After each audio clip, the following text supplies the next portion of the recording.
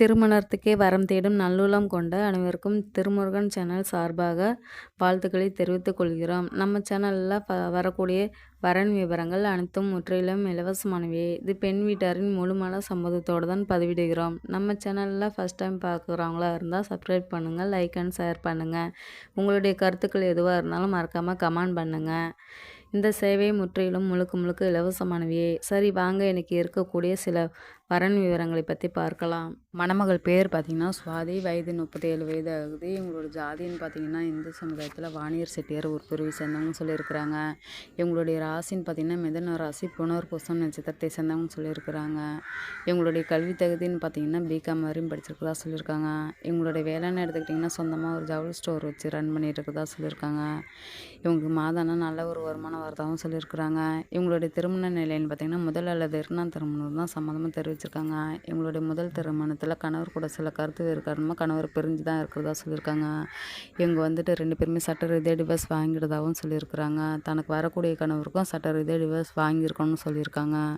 இவங்களுக்கு குழந்தைங்களெல்லாம் எதுவும் இல்லைன்னு சொல்லியிருக்காங்க. அதே போல் தனக்கு வரக்கூடிய கணவருக்கும் நல்லா படித்து முடிச்சிட்ருக்கிற மாப்பிள்ளை தேவை, குழந்தைகள் இருக்கக்கூடாதுன்னு கண்டிஷனாகவும் சொல்லியிருக்கிறாங்க. இவங்களுடைய வசதின்னு பார்த்திங்கன்னா வீடு வசதி, அடுக்குமுறை கட்டெல்லாம் இருக்கிறதா சொல்லியிருக்காங்க. நகை லேண்டு இதுன்னு சொத்து சுகன்ட்டு நல்லா லக்ஸரியான ஃபேமிலியாக தான் வாழ்ந்துட்டுருக்கதா சொல்லியிருக்கிறாங்க. இவங்களுக்கு வீட்டோட மாப்பிள்ளையாக வந்துட்டால் போதும்னு சொல்லியிருக்காங்க. இவங்களுக்கு வீட்டுக்கு ஒரே ஒரு பொண்ணும் ஒரு பையன்னு சொல்லியிருக்காங்க. இவங்களுக்கு வீட்டுக்கு ஒரு பொண்ணுன்றதால நல்லா செல்வாக்காகவே வளர்ந்துட்டு இருக்கிறதா சொல்லியிருக்காங்க. சொந்தமாக 2 இடத்துல ஜவுளி ஸ்டோர் வச்சு ரன் பண்ணிகிட்டு இருக்கிறதாகவும் சொல்லியிருக்கிறாங்க. பணத்துக்கு பஞ்சமே இல்லை அப்படின்னு சொல்லியிருக்கிறாங்க. தனக்கு வரக்கூடிய கணவருக்கு ஃபினான்ஸ் மூலியமாகவும் ஹெல்ப் பண்ணி தரதாகவும் சொல்லியிருக்காங்க. ஓன் பிஸ்னஸ் பண்ணாலும் எது வேணாலும் பண்ணிக்கலாம், இல்லை நம்ம கடையில் லைஃப் லாங் இருந்துட்டாலும் போதும், வீட்டோட மாப்பிள்ளையாக இருந்துட்டால் போதும்ன்ட்டு சில எதிர்பார்ப்போடு இருக்கிறதா சொல்லியிருக்காங்க. இவங்களுடைய முகவரின்னு பார்த்திங்கன்னா சிதம்பரத்தில் தான் இப்போ இருக்கிறதா சொல்லியிருக்காங்க.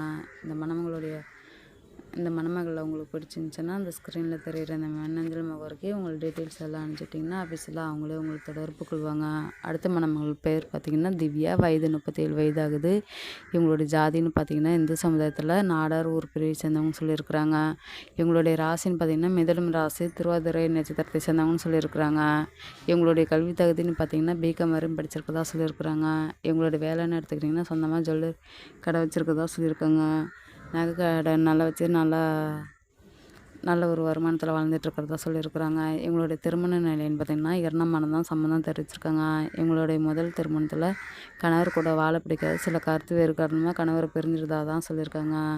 தனிமையில் பேருக்குன்றதால லைஃப் லாங் தனக்குன்னு ஒரு துணை தேவை அப்படின்றதுக்காக மறு திருமணத்துக்கு சம்மதம் தெரிவிச்சிருக்காங்க. இவங்களுக்கு நான் தன்னை போலவே நல்லா படித்து முடிச்சிட்ருக்கிற மாப்பிள்ளையாக தான் தேவைன்னு சொல்லி கேட்டுருக்குறாங்க. இந்த மணமகளோட முகவரின்னு பார்த்திங்கன்னா மதுரையில் தான் இப்போ இருக்கிறதா சொல்லியிருக்காங்க. இந்த மணமகள் உங்களுக்கு பிடிச்சிருந்துச்சின்னா அந்த ஸ்க்ரீனில் தெரியுற அந்த மின்னஞ்சல் முகவரிக்கு உங்கள் டீட்டெயில் எல்லாம் அனுப்பிச்சிட்டிங்கன்னா ஆஃபீஸில் அவங்களே உங்களுக்கு தொடர்பு கொள்வாங்க.